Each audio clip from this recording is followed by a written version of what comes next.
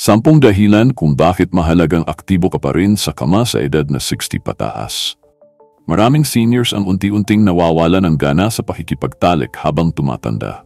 Minsan dala ito ng physical limitations, stress, o iniisip nila na baka delikado na ito sa edad nila. Pero ang hindi alam ng karamihan, ang pagiging sexually active, even sa edad na 60 pataas, ay may malaking benepisyo sa katawan, sa isip, at sa emosyonal na kalusugan. Hindi ito tungkol sa lust o pagiging malibog, hindi. Ito ay bahagi ng holistic wellness na madalas nating napapabayaan habang tumatanda. Kapag ang isang senior ay patuloy na aktibo sa pakikipagtalik, nagiging mas alerto ang utak nila. May mga pag-aaral na nagpapakita na ang regular intimacy ay nakakabawas sa risk ng memory loss at cognitive decline. Hindi lang ito chismis. May mga brain scans na nagpatunay na mas sharp ang brain activity ng seniors na sexually active kaysa sa mga hindi. Bakit? Dahil ang intimacy ay isang natural na mental stimulation. Nagre-release ito ng endorphins, dopamine at oxytocin, mga hormones na directly nakaka-apekto sa memory, focus at mood regulation. Hindi rin pwedeng balewalayin ang epekto nito sa puso, o literal na puso. Sa tamang kondisyon ng katawan, ang pagtatalik ay isang mild form of cardiovascular exercise. Tumataas ang heart rate, bumibilis ang blood circulation, at mas napapalakas ang puso. Hindi mo kailangan mag-gym para gumalaw ang katawan. Ang intimacy sa kama ay isa ng physical activity na kayang panatilihing aktibo ang katawan kahit sa edad na 60, 70 o mas matanda pa. At alam mo ba kung ano pa ang malaking benefit nito? Tumataas ang immune system. Maraming hindi aware, pero ang sexual activity ay nakakatulong para mag-release ang katawan ng immunoglobulin A, isang antibody na nagsisilbing panangga sa mga infection. Kaya't ang mga seniors na may healthy sex life ay mas bihirang magkasipon, flu o bacterial infections. Sa madaling salita, mas tumitibay ang resistensya. Pagdating naman sa hormones, napahalaga rin ang epekto ng sex sa hormone regulation ng seniors. Sa mga kalalakihan, tumutulong ito para mapanatili ang testosterone levels. At sa kababaihan, kahit postmenopausal na, may epekto pa rin ito sa estrogen balance. Kapag stable ang hormones, mas maganda ang tulog, mas kontrolado ang blood sugar, at mas maayos ang mood. Lalo na sa mga seniors na hirap matulog o laging pagod, isa sa mga hindi nila naalalang sanhi ay hormonal imbalance. Ang pagtatalik ay natural na paraan para muling may balik ang harmony sa loob ng katawan. May epekto rin ito sa bone health. Yes, even sa mga kasukaswan at puto. Sa bawat orgasm na nararating, may release ng certain hormones na tumutulong sa bone density. Hindi ito kasing lakas ng pag-inom ng calcium supplements, pero consistent intimacy may help slow down bone loss, lalo na sa mga seniors na prone sa osteoporosis. At hindi lang katawan ang nakikinabang, ang emosyonal na aspeto ay napakahalaga. Ang pakiramdam na ikaw ay minamahal, hinahawakan, at pinahalagahan ay isang basic human need. Sa edad na 60 pataas, marami ang nakakaramdam ng lungkot, pag-iisa, o tinatawag na touch starvation. Kapag may healthy sexual connection sa partner, nakakabawas ito sa depression at anxiety. Nagiging mas relaxed ang katawan, mas kalmado ang isipan, at mas lumalalim ang connection sa pagitan ng mag-asawa o magka-partner. Ang isa pang underrated benefit ay ang epekto nito sa pain tolerance. Kapag ang katawan ay naglalabas ng oxytocin, tumataas ang threshold ng katawan sa sakit. Kaya't sa mga seniors na may arthritis, joint pain o backache, posibleng mapansin nila na kahit papaano ay nabawasan ang kirot pagkatapos ng intimacy. Hindi ito gamot, pero isa itong natural na pain modulator ng katawan. Ngayon, may mga seniors na natatakot o nailang pag-usapan ang topic na to. Pero kailangan nating baguhin ang pananaw. Walang masama sa pagtatalik sa edad na 60 pataas. Basta ito ay consensual, safe, at ginagawa sa paraang komportable sa parehong partner. Sa katunayan, mas maraming doktor at health professionals ngayon ang nagrekomenda ng open discussion tungkol dito dahil ito ay bahagi ng aging gracefully. Hindi mo kailangan maging athletic. Hindi mo kailangan maging adventurous. Ang mahalaga ay ang intimacy at connection. Hindi palaging may penetration, minsan ang simpleng yakap, halik o pagsasalo sa lambing ay sapat na para mapanatili ang mga benepisyong ito. Pero ang punto ay ito. Huwag mong isara ang pinto sa posibilidad na sa edad mo ngayon, kaya mo pa ring maging masaya, malusog, at may connection sa taong mahal mo. Minsan ang isa sa mga hadlang kung bakit ang seniors ay hindi na aktibo sa kama ay dahil sa takot Takot na mapahiya, na hindi na kasing lakas o kasing tibay ng dati, o takot na hindi na maibalik ang dating init ng relasyon. Pero ang totoo, ang intimacy ay hindi nakabase sa performance. It's about presence, connection, and mutual care. Hindi mo kailangan maging katulad ng kabataan mo para maranasan ang mga benepisyo ng intimacy. Sa katunayan, maraming seniors ang nagsasabi na mas meaningful pa ngayon ang moments of intimacy dahil mas may lalim at mas may emosyon kaysa noong mas bata pa sila. Ang pagiging aktibo rin sa aspeto ng pagmamahalan ay may positibong epekto sa self-esteem. Habang tumatanda, maraming seniors ang unti-unting nawawalan ng tiwala sa sarili dahil sa pagbabago sa katawan, sa hitsura, o dahil sa dami ng sakit na nararanasan. Pero kapag may partner kang patuloy na nagpapakita ng pagmamahal, hinahawakan ka, hinahalikan ka, pinaparamdam na mahalaga ka pa rin, unti-unting nabubuo ulit ang kumpiyansa sa sarili. Hindi ito simpleng emosyon, ito ay psychological reinforcement na nagpapalakas sa mental well-being ng isang senior. Isa pang aspeto na madalas hindi nabigyan pansin ay ang epekto ng intimacy sa blood pressure. Ayon sa mga pag-aaral, ang mga taong may regular na sexual activity ay mas stable ang blood pressure nila. Hindi ito substitute sa maintenance o sa healthy diet, pero malaki ang epekto ng oxytocin at relaxation response sa pagbaba ng stress at tension sa katawan. Mas relaxed ang arteries, mas smooth ang daloy ng dugo, at mas mababa ang risk ng sudden spike sa blood pressure. Lalo na kung may history ng hypertension, malaking bagay ang maayos na regulation ng stress hormones. Hindi rin natin pwedeng kalimutan ang epekto ng intimacy sa tulog. Sa edad na 60 pataas, napakaraming seniors ang hirap makatulog. Madalas silang magising sa kalagitnaan ng gabi o may insomnia na tila walang solusyon. Pero may natural na sagot, ang orgasm. Pagkatapos ng sexual intimacy, ang katawan ay naglalabas ng hormones tulad ng prolactin at serotonin na responsible sa relaxation at deep sleep. Kaya hindi ka tataka kung bakit ang ibang seniors ay mas mahimbing ang tulog kapag may regular intimacy sa partner nila. Kapag pinag-uusapan ang intimacy, hindi lang laging tungkol sa mismong pakikipagtalik. Pwedeng kasama dito ang sensual touch, gentle massage, o simpleng closeness. Ang simpleng skin-to-skin contact ay nagpapalabas ng oxytocin na kilala bilang love hormone. At ang hormone na ito ay may malawak na epekto. Pinabawasan ang anxiety, pinapalakas ang social bonding, at pinapababa ang heart rate. Sa mundo ngayon kung saan maraming seniors ang nakakaranas ng isolation, ang ganitong simpleng lambing ay may malaking impact sa emotional health. Hindi rin matatawaran ang role ng intimacy sa pagkakaroon ng mas matibay na relasyon. Ang intimacy ay hindi lang physical. Ito rin ay paraan para mapanatili ang tiwala, pag-usap at koneksyon sa isang relasyon, lalo na sa panahon na halos lahat ay routine na lang. Ang pagiging open sa isa't isa pagdating sa desires, limitations at pangangailangan ay nagpapalalim ng pag-unawa sa isa't isa. Sa ganitong paraan, nagiging mas matatag ang relasyon kahit tumatanda na kayo. At kung pag-uusapan ang energy levels, interesting ang epekto nito. Maraming nag-aakala na kapag matanda na, dapat maghinay-hinay sa lahat ng bagay. Pero may seniors na mapapansin mong mas buhay, mas masigla, mas magaan ang galaw. At minsan, may kinalaman ito sa aktibong sex life. Dahil kapag ang hormones mo ay nakabalance, kapag masaya ang puso mo, kapag connected ka sa partner mo, nagkakaroon ka ng renewed sense of vitality. Hindi ito milagro. Ito ay scientific na epekto ng holistic intimacy. Sa mga kalalakihan, ang regular intimacy ay may positibong epekto sa prostate health.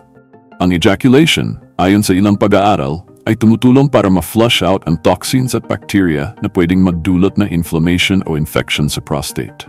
Bagamat hindi ito kapalit ng regular na check-up, ito ay isa sa mga natural na paraan para mapanatiling healthy ang reproductive organs kahit sa matandang edad.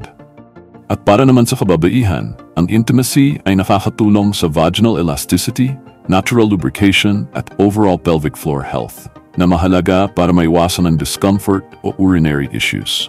Pero importante rin i-highlight na hindi lahat ay pare-parehong kondisyon. Kung may kasalukuyan iniinom na gamot, may inindang karamdaman o may physical limitations, dapat laging may bukas na usapan sa partner. Walang pilitan. Ang intimacy ay dapat kusang loob, mahinahon, at may respeto sa kakayahan ng bawat isa. At kung may alinlangan, walang masama sa paghingi ng guidance sa isang medical professional. Ang kalusugan ay laging dapat kakibat ng kasiyahan.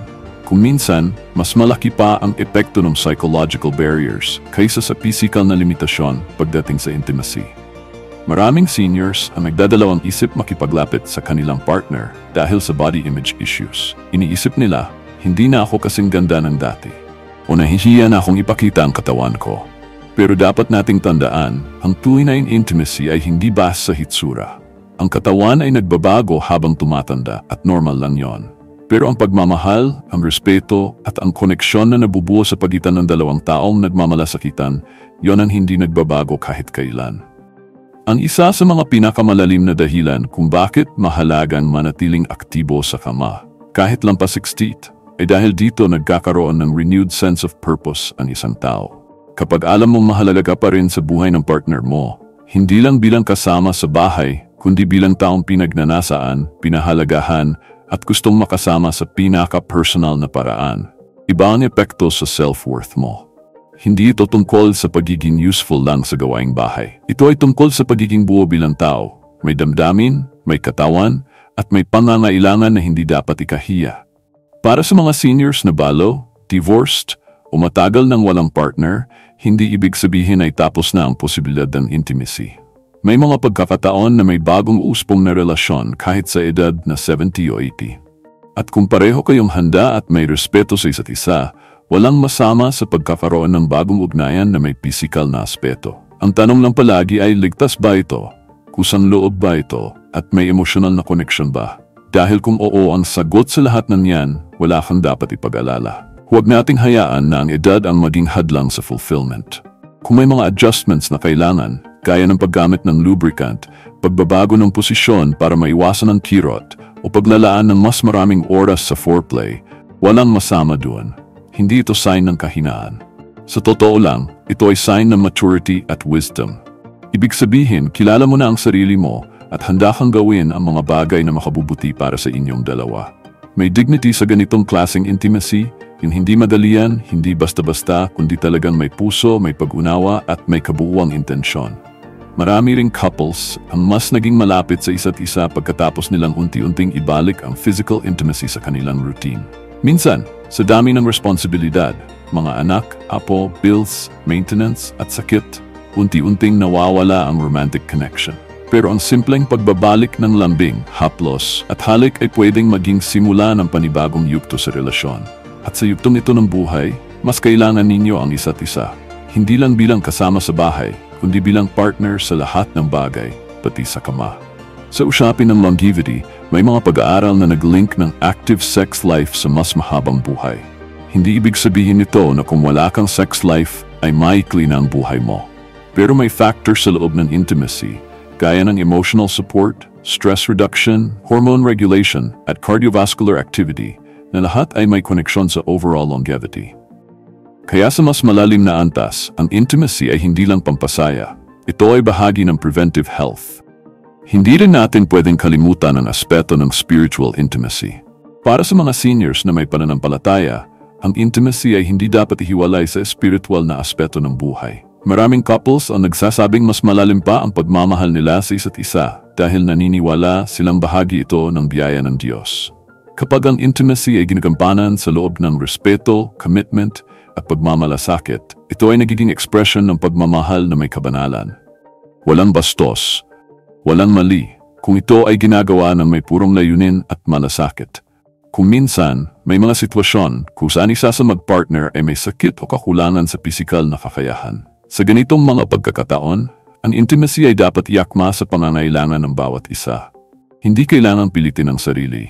Minsan, sapat na ang paghawak ng kamay, ang pagtulog na magkayakap, ang gentle massage sa likod o balikat. Ang lahat ng ito ay may benepisyo pa rin sa katawan at emosyon.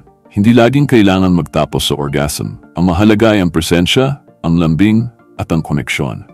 At para sa mga seniors na nag-iisa, mahalaga ring malaman na may mga paraan para mapanatili ang koneksyon sa sarili. Ang self-intimacy ay hindi tabu. Ang pag-alam sa sariling katawan, pag-aalaga sa sarili, at pagbibigay pansin sa sariling kaligayahan ay parte rin ng healthy aging. Sa pamamagitan nito, natututo tayong irespeto ang sariling pangangailangan at hindi umasa lang sa validation mula sa iba. Kapag may pag-ibig ka sa sarili mo, mas nagiging bukas ka sa posibilidad ng intimacy sa hinaharap. Lagi nating tandaan, ang pagiging malusog ay hindi lang pisikal. Kasama rito ang mental, emotional, at sexual health. At sa edad na 60 pataas, mas dapat nating pahalagahan ang lahat ng aspeto ng ating pagkatao.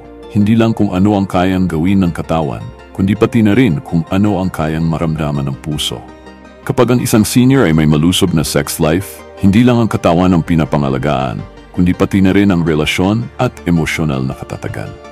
Isa ito sa mga aspeto ng aging na madalas hindi na pag-uusapan, pero ang katotohanan, ito ay bahagi ng kabuuang kalusugan, walang dapat ikahiya. Sa halip, dapat itong tingnan bilang natural, normal at kapaki-pakinabang. May mga kabataan na iniisip na ang pagtatalik ay para lang sa kanila, na kapag senior ka na, tapos na ang yugto ng sensuality. Pero hindi nila naiintindihan na habang tumatanda ang tao, nagiging mas malalim at mas may saysay ang intimacy. Hindi na ito tungkol sa katawan lang. Ito ay tungkol sa pagsasalo ng damdamin, ng tiwala at ng panahon. Sa edad na 60 pataas, mas ramdam mo ang halaga ng bawat sandali, bawat haplos at bawat koneksyon na may kasamang pagmamahal. Para sa mga seniors na may partner, ang intimacy ay isa ring paraan para mapanatili ang spark sa relasyon. Sa kabila ng lahat ng pinagdaanan ninyong dalawa, mga tagumpay, sakit, pagod at pagsubok, ang physical connection ay nagpapaalala na andiyan pa rin kayo para sa isa't isa. Hindi ito kailangan maging madalas o intense. Kahit paminsan-minsan lang, ang importante ay hindi ninyo nakakalimutan na kayo ay magka-partner. Hindi lang sa papel, kundi sa puso at sa katawan. Hindi rin lahat ng intimacy ay kailangang palaging nauuwi sa sexual act. Ang intimacy ay maaring nasa simpleng pag-upo ng magkatabi habang nanonood ng TV, ang paghawak ng kamay habang naglalakad, ang pagyakap bago matulog. Lahat ng ito ay nagpapalakas ng emotional bond. At lahat ng ito ay may benepisyong medical.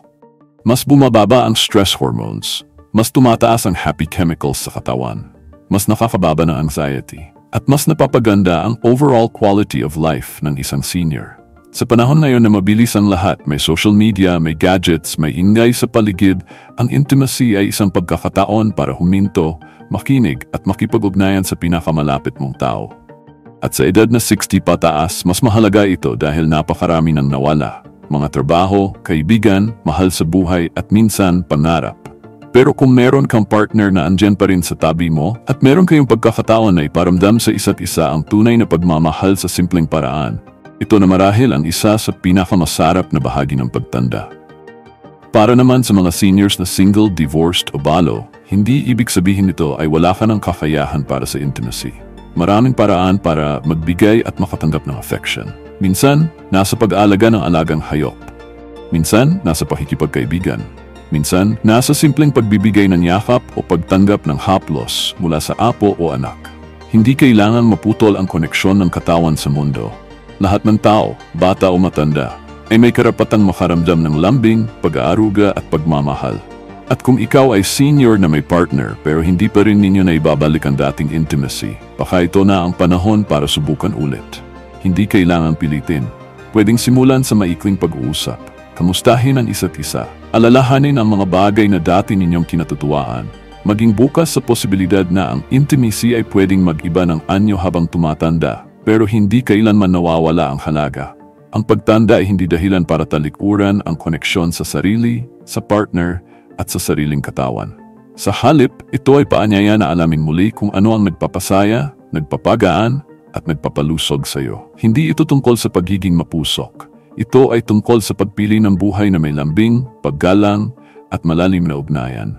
Mahalagang malaman ng bawat senior na ang intimacy ay hindi dapat matigil dahil lang sa edad. Sa tamang approach, may respeto at may pangunawa, ang pagiging aktibo sa kama ay pwedeng magdala ng ginhawa, kasiyahan at kalusugan hanggang sa pinakahuling yugto ng buhay. At sa dulo ng bawat araw, ang tanong lang naman ay, may naramdaman ka bang pagmamahal? Dahil kung oo, iyon ang tunay na sukatan ng isang buhay na masagana. Kung nagustuhan mo ang video na to at may natutunan ka, don't forget to like and share para mas marami pa tayong matulungan. Subscribe ka na rin sa aming channel at i-click ang notification bell para lagi kang updated sa mga natural health tips araw-araw. Thanks for watching and we'll see you in the next video.